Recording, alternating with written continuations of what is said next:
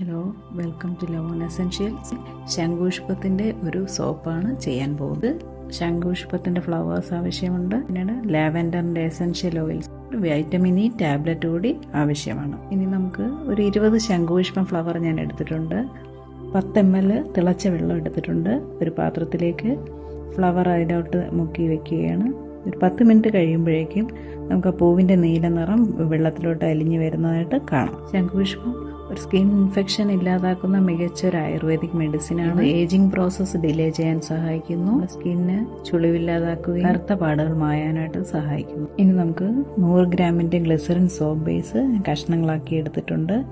ഇത് double boil ചെയ്യാൻ വയ്ക്കാം. അത് അലിഞ്ഞു ചേരുമ്പോഴേക്ക് നമുക്ക് അരിച്ച് എടുത്ത ഫ്ലവറിൻ്റെ ജ്യൂസ് കൂടി ഒഴിക്കാം. സ്മെല്ലിന് വേണ്ടിയിട്ട് ഞാൻ 5 ഡ്രോപ്പ് ലാവൻഡർ എസൻഷ്യൽ ഓയിൽ കൂടി ആഡ് ചെയ്യുകയാണ്. ഒരു വൈറ്റമിൻ ഇ ടാബ്ലറ്റും കൂടി പൊട്ടിച്ചൊഴിക്കുകയാണ്. ഇത് നന്നായി മിക്സ് ആകുമ്പോഴേക്ക് ഞാൻ ഇന്ന് എടുത്തിരിക്കുന്നത് സിലിക്കോണിൻ്റെ ഒരു ഫ്ലവറിൻ്റെ മോൾഡാണ്. സോപ്പിൽ ആ ഫ്ലവറിൻ്റെ ഡിസൈൻ വരാൻ വേണ്ടിയിട്ടാണ്. ഞാൻ ആ സിലിക്കോൺ ഫ്ലവർ മോൾഡിലോട്ട് മിക്സ് ഒഴിക്കുകയാണ്. 3 മണിക്കൂർ കഴിയുമ്പോഴേക്കും നമുക്ക് സോപ്പ് സെറ്റായി കിട്ടുന്നുണ്ട്. ഈ സോപ്പിലേക്ക് ഞാൻ കളർ ആഡ് ചെയ്യുന്നില്ല. കളർ എന്ന് പറയുമ്പോൾ അത് കെമിക്കലാണ്. അപ്പോൾ കഴിയുന്നത് ഞാൻ സോപ്പിൽ കളർ ആഡ് ചെയ്യാതെ അവോയ്ഡ് ചെയ്യുകയാണ്.